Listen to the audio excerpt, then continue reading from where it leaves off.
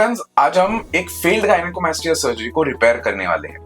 अगर हमारे पेशेंट का सर का देखा तो he has already been operated once. 2 साल पहले इनका गायनेकोमास्टिया का सर्जरी हो चुका है और वो बहुत गलत तरीके से हुआ है। बिकॉज मैं अभी आपको जब केस के बारे में डिटेल्स बताऊंगा that time I will show.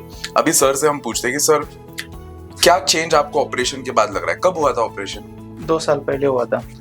2 साल पहले। और अभी ऑपरेशन के बाद क्या दिक्कतें आ रही है? वो what are you not happy about? Operation के बाद वो शेप नहीं आ रहा है, जो पहला था वैसा ही है। एंड आपका अगर कट भी देखेंगे तो कट के बारे में आपका क्या क्या? कट बहुत बड़ा है, वो बहुत बड़ा है। और ऑपरेशन आपने किसके पास किया था? Was it a plastic surgeon और कौन से डॉक्टर थे? वो जुन्नर के थे। वो was he a plastic surgeon? Plastic surgeon नहीं थी। तो कैसा होता है ना, देखिए गायनेकोमास्टिया पहले जमाने में बहुत सारे डॉक्टर्स करते थे। बड़ा कट आता था, इतना बड़ा कट, सिर्फ ग्लैंड निकालते थे, लाइपोसक्शन नहीं किया जाता था। और गलत मतलब अभी रिसेंट टेक्निक एडवांसेस इतने सारे आ गए कि इतने बड़े कट की जरूरत नहीं है। जो अभी इनका प्रॉब्लम है कि शेप चेंज नहीं हुआ, दैट इज बिकॉज वहां पे बहुत सारा फैट छूट गया है।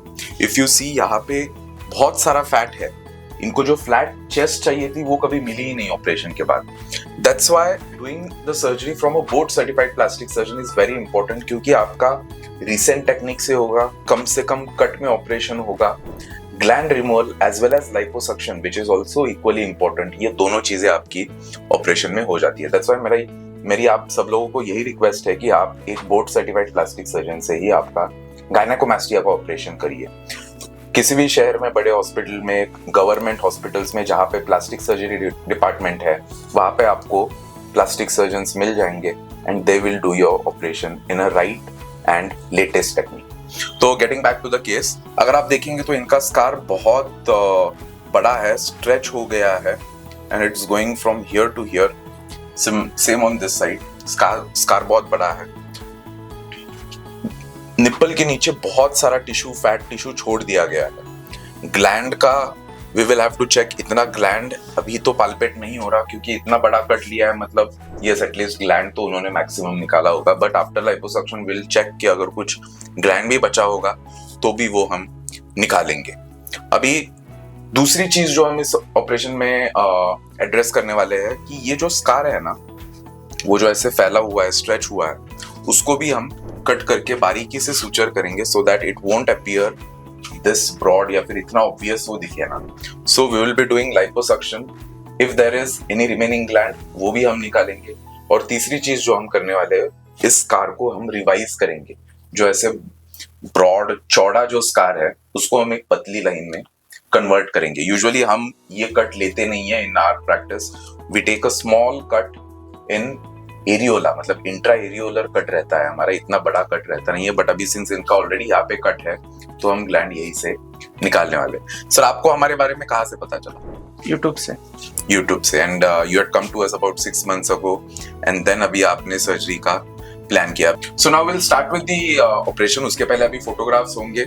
आई will do the marking and then will shift him to the operation theatre. तो अभी हम मार्किंग हो गया है, पेशेंट को हमने ऑपरेशन थिएटर में शिफ्ट कर दिया है, जनरल एनेस्थीसिया भी दे दिया गया है। And now we are starting with first will do liposuction. तो लाइपोसक्शन के लिए ये एक्जिला में छोटा सा कट रहेगा जहाँ से हम लाइपोसक्शन करने वाले हैं। यहाँ पे अभी हम पोर्ट फिक्स करेंगे। तो अभी we are starting with ultrasonic lipolysis, क्योंकि यहाँ पे पहले ऑपरेशन हो चुका है, बहुत सारा स्कारिंग रहता है, फैट भी ऐसे हार्ड होके बैठा है क्योंकि स्कार टिश्यू है वहाँ पे।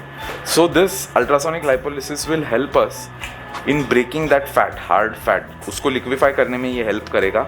सो विल लिक्विफाई द फैट, जितना भी वहाँ पे फैट टिश्यू है वो निकालेंगे, ग्लैंड अगर रहेगा तो निकालेंगे एंड स्कार को वापस हम रिवाइज करने वाले हैं। So will start with ultrasonic lipolysis. तो अभी लाइपोसक्शन हो गया है। सिग्निफिकेंट अमाउंट ऑफ फैट हमने almost 300 ml from each side, patient already thin है तो इनके लिए 300 ml मतलब सिग्निफिकेंट अमाउंट था, वो निकाला है। तो अभी नाउ जब मैं यहाँ पे पाल्पेट कर रहा हूँ ना दोस्तों, तो I can feel the gland. मतलब ये देखिए, ये जो यहाँ पे आपको शैडो या फिर थोड़ा रेज्ड एरिया दिख रहा है, दिस इज ग्लैंड। मुझे लगा था कि यार इतना बड़ा कट लिया है, एटलीस्ट ग्लैंड तो पूरा निकाला होगा, but that's not the case. तो अभी ग्लैंड भी है यहाँ पे, so will remove the gland also. Same thing is on the other side. तो विल प्रोसीड फॉर ग्लैंड एक्सcision और सबसे लास्ट में हम वो स्कार को रिफाइन करेंगे, तो इसे स्कार रिवीजन कहते हैं। तो अभी ये स्कार का इतना पार्ट हम निकालने वाले, तो उसका ये मार्किंग है, तो ये इतना इन दोनों लाइंस के बीच का पार्ट निकलेगा and then we will suture this. Gland जो अभी है वो हम इतने पार्ट से कट करके निकालेंगे। तो अभी केस हो गया, we have done with the dressing. अभी मैं आपको इनका 1 महीने बाद का रिजल्ट दिखाऊंगा। तो आप देख सकते हो दोनों साइड्स एकदम अभी फ्लैट लग रहा है after liposuction, and right side का जो स्कार रिवीजन का भी हमने किया था वो भी आप देख सकते हो ब्रॉड स्कार अभी एक थिन लाइन में कन्वर्ट हो गया है। अगर आपके कोई भी डाउट्स क्वेरीज है रिलेटेड टू गायनेकोमास्टिया और एनी एस्थेटिक सर्जरी तो प्लीज़ कमेंट सेक्शन में लिखिए, मैं और मेरी टीम ज़रूर आपको रिप्लाई करेंगे in a safe and scientific way. Thank you and I will see you in the next video.